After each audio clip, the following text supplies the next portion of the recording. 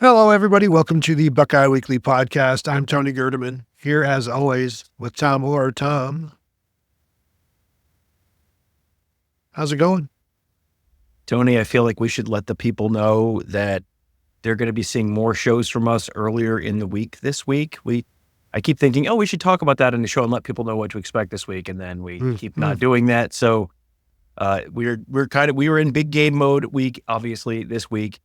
And so what that means is we're going to be getting more shows than normal. Even during the season, you typically get maybe one show a day, 6-7 shows a week.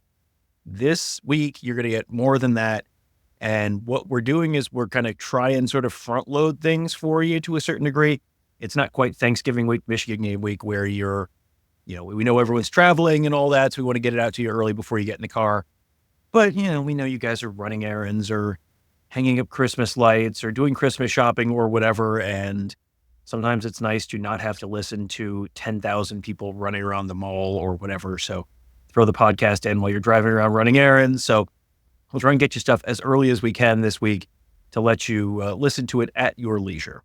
Well, I could just put some Christmas music underneath all of the talk here going on. Rights-free Christmas music, of course. So it'd probably be like some sort of underground band. Although I'm sure there's some stuff that has to be, by now. I mean, Silent Night, who owns that really? So it's just going to be like 34 minutes of Silent Night playing right underneath us the entire time. So look forward to that. Well, speaking of Silent Night, Tony, let's talk about how absolutely upset and miserable the Ohio State fan base is and how it's going to be completely worthless to have a home game.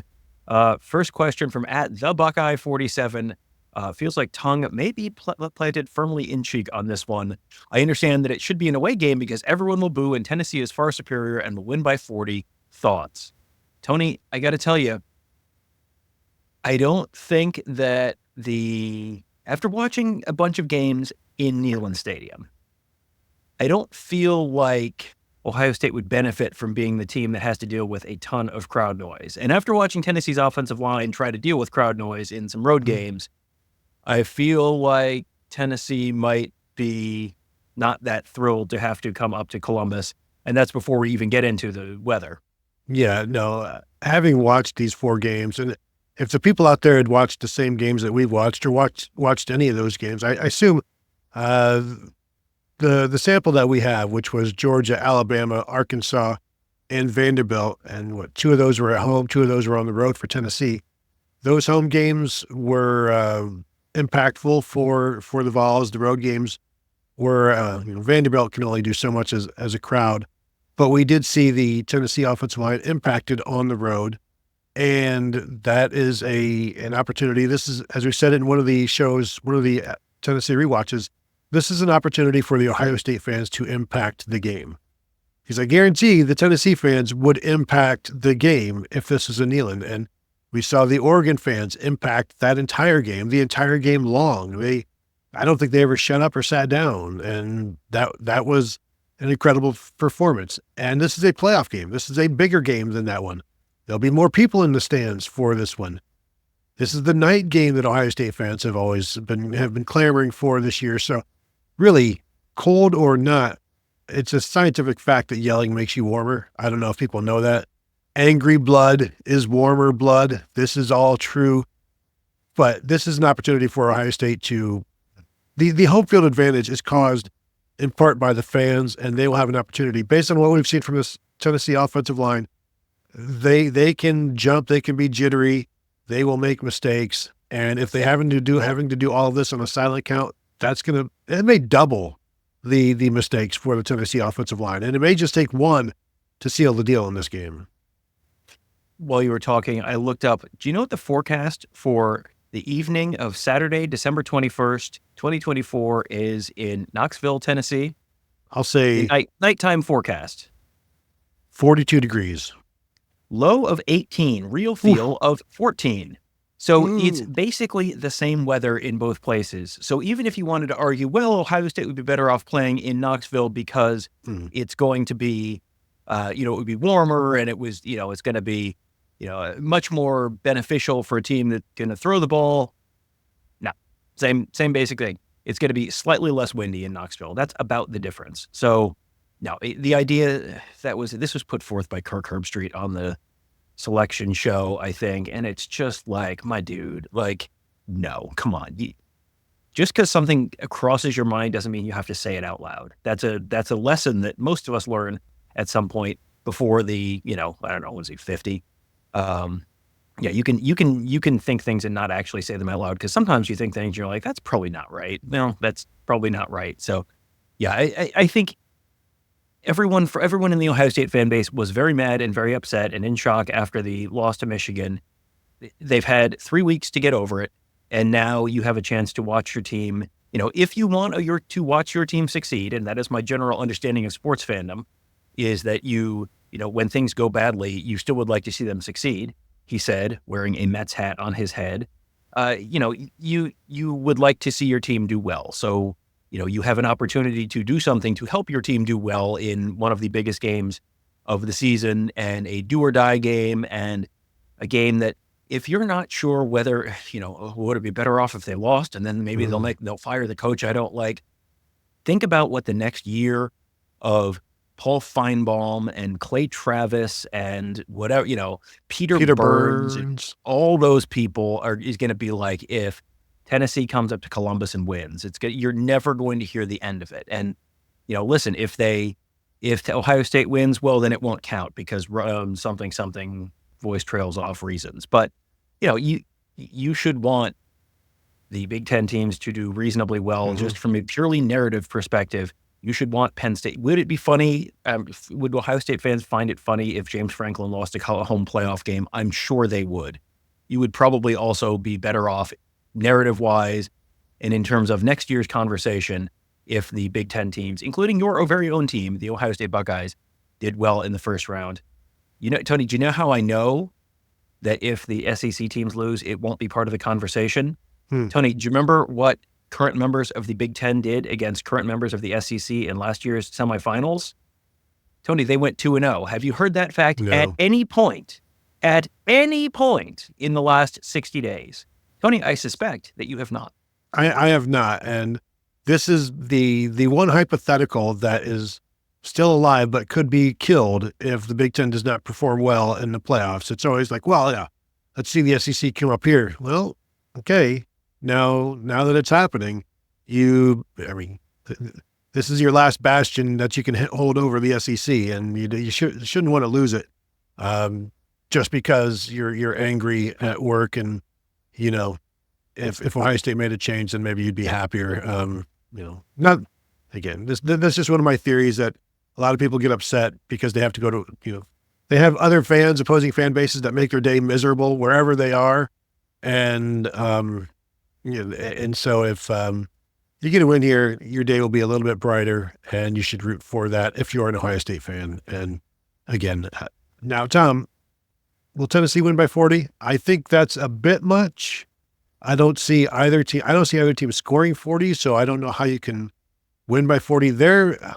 I wouldn't be shocked if there aren't 40 total points scored in this game. Tennessee 24, Ohio State -16. Your thoughts? Maybe, possibly. Well, with Ryan Day. Yeah, you never know. Yeah, this is a game that, as as survivors of the posting wars of the 1990s on AOL message boards and Big10.org message boards, and the Ozone message board, like this is the stuff that people have been talking about, this exact situation for 30 years, and probably much longer than that, but we're not old enough to, remember when the posting wars were just like people, I don't know, what did people do in the 1970s? I assume they just like wrote stuff down and nailed it to a church door. That's probably everything prior to the invention of the internet. I think that's how communication worked. Anyway, this is a situation that these college sports fans on the whole have been waiting decades for this exact game, and it is happening in your city, and your team is playing in it. And your team, setting all that aside, which I'm kind of half joking about, your team is also 4 games away from winning the national championship. Like, if you can't find joy in this and be excited about this, like, maybe college sports is not for you, and go find another hobby, because it's like, this is things are not Here's a little lesson that actually applies to life as a whole, Tony. Things are not always going to go perfectly. Not everything is going to happen exactly the way you want it to, he said, wearing a Mets hat. It's okay. You can still enjoy things. You can still take joy in things and have fun and experience cool things, unique things, and have fun doing them, even if something went badly 3 weeks earlier. That is a thing that you can do in your life. I'm imagining now all of the fans with the internet handles, and it was like Martin Luther Lyon who nailed it up on the church. Like, let's see Alabama come up here and see what they can do. 95 Theses, more like the 94 Theses, Tony, because that's when the Nittany Lions should have been the national champions because they went undefeated, but stupid Nebraska. Am I right, Tony? And when they say they ain't played nobody, Paul, it's like they're talking about a different Paul. Absolutely, yes. That's listen. Church humor. This is wait till you find out what happens to poor Joe Pa in the New Testament. Oh boy, it is. Oh boy. Dark days, Tony, on the BWI forums. All right, next one. Moving on, at @VanGo_0. Do you see a role for CJ Hicks blitzing off the edge in this game like he was successful doing in the limited times Ohio State utilized it this season? And I was just looking back, and the last time he had a tackle for loss was in the Northwestern game, and I assume we saw some of it against Purdue and Northwestern because those were games that Ohio State was not going to lose, so you could gamble and see what you've got there. And then, I should go look and see what his snap count was for Indiana and Michigan, because I'm going to assume it wasn't very high until maybe the Indiana game, certainly higher because that game was not a game after a little while. So I don't expect him to be used that way, although you would like to see more rotation somehow, some way. But I don't know that CJ Hicks has to be that rotation. Wouldn't you rather see Kenyatta Jackson, Caden Curry, and Mitchell Melton? I keep saying whenever we see Mitchell Melton out there, he does something. He flashes some way, somehow, and very limited opportunities. So I would expect to see those three more than CJ Hicks. Now, if they want to put CJ Hicks at linebacker and send him, that's one thing. But also, when he does get sent, he doesn't always, even if he gets into the backfield and he has a beat on the quarterback or the running back, it shouldn't be a 50-50 ball, but too often it is when he's in the backfield. Yeah, he has played 36 snaps against Purdue and Northwestern, the two games you mentioned where they were, 4 or 5 touchdown favorites.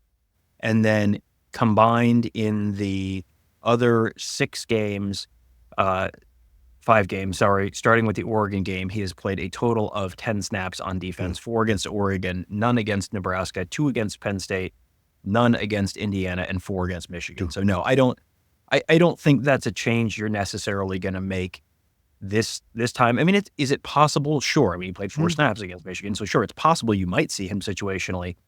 I don't think that's a situation. I don't think that's a guy who you're going to, who are you pulling off the field to put him on the field? Like, it's Sonny Styles can do a lot of the same stuff that CJ Hicks can right now.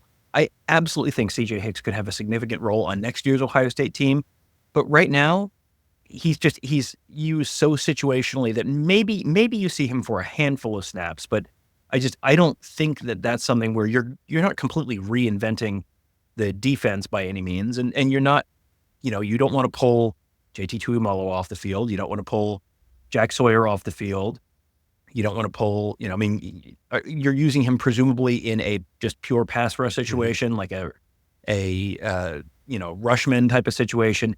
So you don't want to pull Kenyatta Jackson off the field. You don't want to pull Caden Curry off the field. Those guys have all gotten substantially more snaps than he has.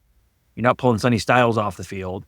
So, at some point, the idea of CJ Hicks is very exciting. What we've seen from CJ Hicks is you've seen flashes, you've seen a lot more promise that there is potentially something there for next year.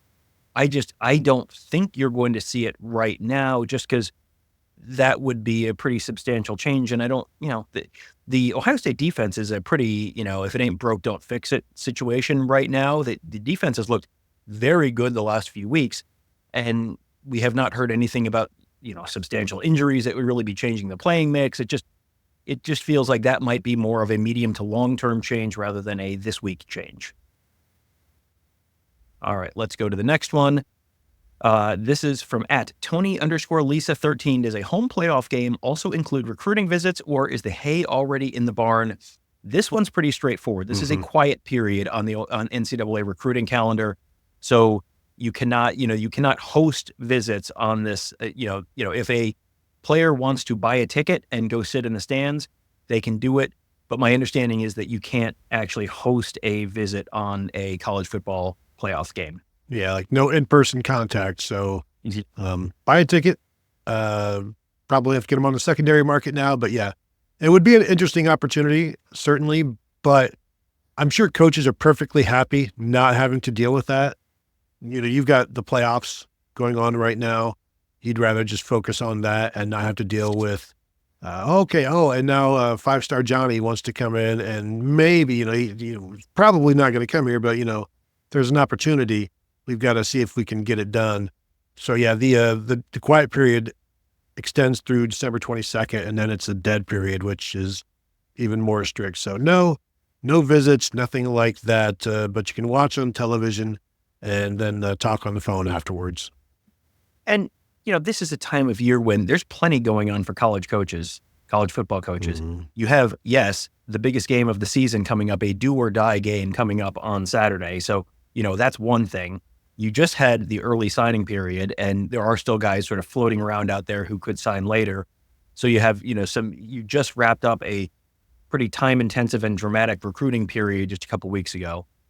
Then you also have, by the way, the transfer portal's open, and you're trying to figure out, Ohio State has 4 guys in the portal already, some of whom may be sticking around at least for the CFP game, some of whom may already be sort of on their way out of town.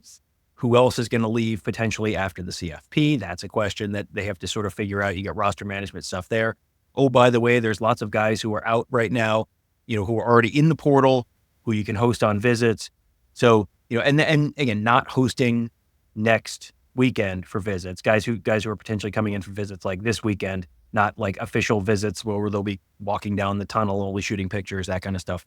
But you've got portal in, you've got portal out, you've got recruiting, you've got this game coming up on Saturday. And then, by the way, if you have this game, if you win this game on Saturday, then you have to go fly across the country and go play the number 1 team in the country. And yeah, you've already done a bunch of scout on them. And I'm sure Ohio State has been monitoring them very closely over the course of the season in anticipation of potentially playing them again. But you have to get a whole nother game plan together.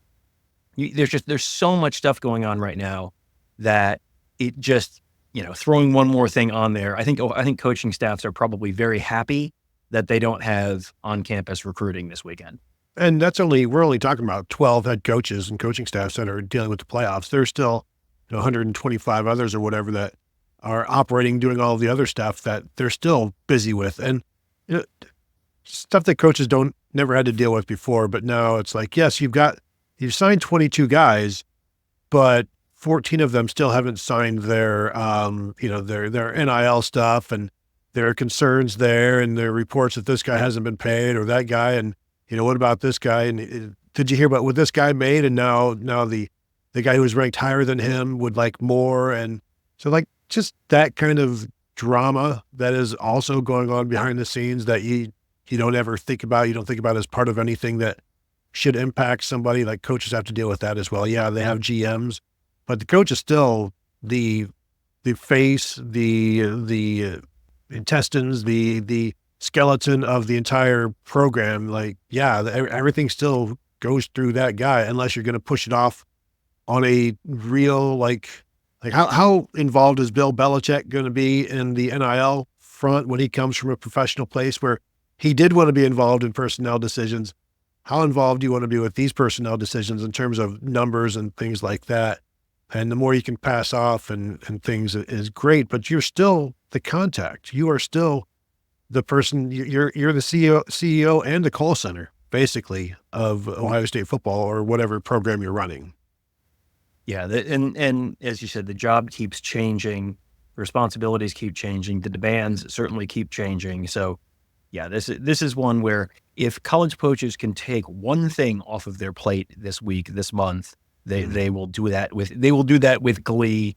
I'm so interested in how the Bill Belichick thing is going to work out because, boy, you want to talk about something that's going to be a 10 out of 10 or a 1 out of 10. There's not a lot of in between there. That's a whole separate show, Tony. Let's stick to this show. Chadsy47 says, what is the top one-on-one matchup Ohio State needs to win? And this is one where I think I could go any of about 10 different places, because we've talked about a lot of things where, boy, if Ohio State can, here's an opportunity for Ohio State, or boy, here's a place where Ohio State really needs to win, or, boy, this is going to be a thing that goes a long way towards determining things. The position battle thing, I think I'd say Ohio State offensive line versus Tennessee defensive line, but this is more, he's asking one-on-one, or she is asking one-on-one. So that gets a little more complicated. Is it Donovan Jackson at left tackle and Pierce for Tennessee as an edge rusher? Where do you think the actual one-on-one is the single most important? Yeah, and you could go in so many different directions with if we want to talk about Donovan Jackson and James Pierce. James Pierce is going to be a first-round pass rusher. Abdul Carter going to be a first-round pass rusher. Josiah Stewart not going to be a first-round pass rusher probably, but those are all similar speed rushers, although Pierce is bigger than the other guys as well. He's got speed, athleticism, and he's got legit defensive end size. And so, if you don't hear his name, you're going to feel pretty good if you're an Ohio State fan, if you don't hear James Pierce in this one. But then, Joshua Josephs versus Josh Fryer, or, if Pierce is over there, like that, those are two guys you're going to have to watch. But what about, let's go to the other side and talk about Jack Sawyer or JT Tuimoloau against Lance Hurd at left tackle or John Campbell at right tackle, because I think there's an opportunity there for the Buckeyes to create havoc and to win. Like, they could do more than Tennessee's guys on the opposite. Do you feel better about Ohio State's offensive tackles or Tennessee's? Because I think, to me, I feel better about Ohio State's offensive tackles, but do you feel better about Tennessee's edge rushers than Ohio State's in terms of production? Because, both sets of defensive ends can go quiet at times. That's just how, you're not going to win all of your battles. But I feel like maybe I would expect more from Tennessee's pass rushers, but I also expect more from Ohio State's pass blocking. So is there a stalemate there? I don't know. Yeah, that's a really interesting question, because it feels like maybe the four most interesting one-on-one matchups are those defensive ends versus those tackles. And you feel pretty good about Josh Fryer, for example, on the right side of Ohio State's offensive line, maybe better than you'd feel about John Campbell, the right tackle for Tennessee. But we've seen guys dominate, Joshua Josephs and James Pierce dominate individual games, and then also have kind of quiet games. We talked about Pierce on, I think, the first two games we talked about and didn't say Joseph's name at all. And then the last game, you really didn't see much of Pierce, and then you saw a ton of Joseph's. To me, I'm sort of talking myself into the single most impactful matchup being John Campbell, the right tackle for Tennessee, against Jack Sawyer. Jack Sawyer almost always lined up over the right tackle, with JT Tuimoloau almost always lined up over the left tackle. That's been pretty consistent throughout the year. And Campbell has been the guy who's been maybe the most prone to false starts and the most prone to we've seen him take holding penalties. We saw him take a really bad unnecessary roughness penalty against Vanderbilt, where he just sort of got frustrated. It feels like this could be a game where you see a multi-sack game out of Jack Sawyer, potentially, maybe, or at least a very impactful game where he's getting Nico Iamaleava flushed out of the pocket, or getting him in under pressure and forcing him into another defender, something like that. That is, if I have to pick one, I might pick that one, just because it feels like if you get Tennessee behind the sticks and you can take Dylan Sampson out of play to a certain degree, that really makes Tennessee play a little bit left-handed, whereas Ohio State might be a little bit more willing to lean on the wide receivers. The other one matchup that we haven't talked about here is Jermod McCoy, who is the Oregon State transfer, number 3 for Tennessee, by far their best corner. Mm-hmm. If he is matched up with Jeremiah Smith, that's going to be real prime time matchup where that's a good corner going up against maybe one of the best wide receivers in the sport. Can he? We've seen him control wide receivers for the most part. He's given up a few completions and a few, and he took one pass interference call in one of the games, but it really has really been pretty solid overall. But Georgia and Alabama, outside of Ryan Williams with Alabama, there really is not a wide receiver on any of the teams that we watched that's comparable to Jeremiah Smith. So, this is McCoy's going to get really put to the test. The weather will probably help him a little bit, but the other corners on Tennessee are a significant step down, I would say, from McCoy. So, McCoy versus Jeremiah Smith, if you want to go somewhere outside, we'll say Campbell against Sawyer on the inside when Ohio, and at the right tackle spot for Tennessee when they're on offense, and Donovan Jackson against James Pierce on the left side if Ohio State's on offense. Does that work? Yeah, and I think one of the things to keep in mind with Sawyer versus John Campbell is Campbell can go through spells where he has a bad series, a bad quarter, and if Sawyer wins that momentum early, it's going to stick with them the entire game, I believe, and you'll see Campbell start taking shortcuts and getting ready for his pass sets and things like that, or he will grab, he will reach, he will lose some balance, and so I think there's an opportunity to really take some momentum and create some chaos. But that's just one guy, and but I think if you're asking for the top one-on-one matchup, Ohio State needs to win, and that is the question. The one closest to the quarterback is probably the right answer in terms of what we're looking at. But again, looking at the corners and the receivers, yeah, you're going to see if Jeremiah Smith can win against Jermod McCoy when they're there. But Ricky Gibson, Jalen McMurray, the other two corners that kind of rotate in, they've been picked on, and we've seen Gibson picked on throughout. He's a sophomore, and is that Carnell Tate? And we've seen Carnell Tate get hot for a series or two. And is that where he has some success? Christian Harrison, Boot Carter, the nickel guys in there, is that Emeka Ibuka? Is that Jeremiah Smith rotating in? So they're going to be able to find some matchups that they want to win. But, hello, Tom, I'll say, yeah, if Jack Sawyer has 3 sacks, Ohio State wins. He had, 3 sacks against Missouri? How did that go? No, very different offense, very different offensive line, very different situation. But we've seen Jack Sawyer go off and Ohio State still lose. But if you want to choose one, that might be the one, because that's probably the most impactful overall, I'd say, is his Sawyer versus Campbell, I think.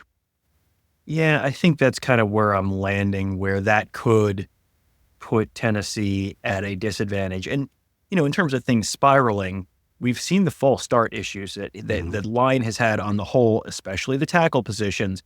And that's a false start issue at Arkansas.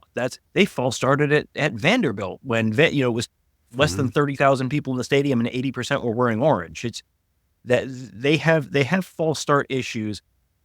If things start to spiral, if guys get in their own heads, that's the kind of stuff that, okay, I just got beat. I've really got to get a good start. And you talked about it in terms of maybe tipping off what you're doing in terms of your stance or your pass set being a little different.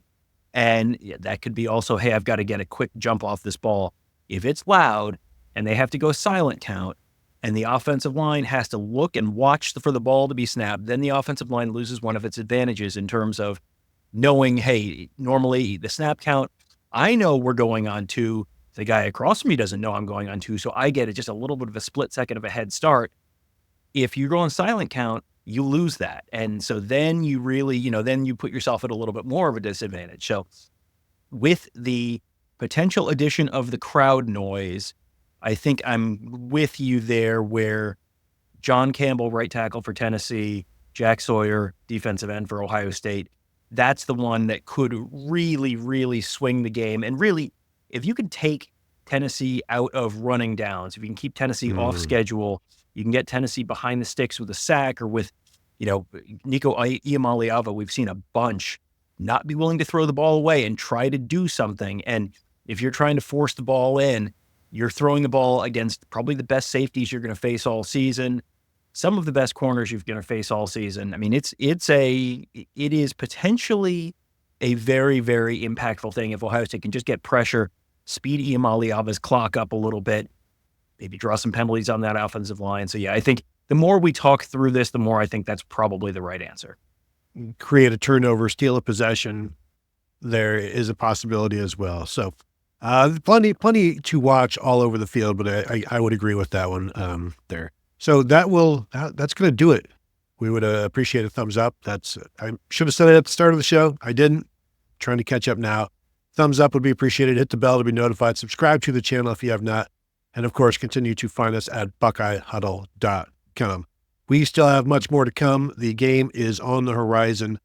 Buckle up, suit up, bundle up. Don't suit up, bundle up, and get ready. It's going to be a fun one. So that will do it from here. Thank you all for tuning in, and we will talk to you guys later.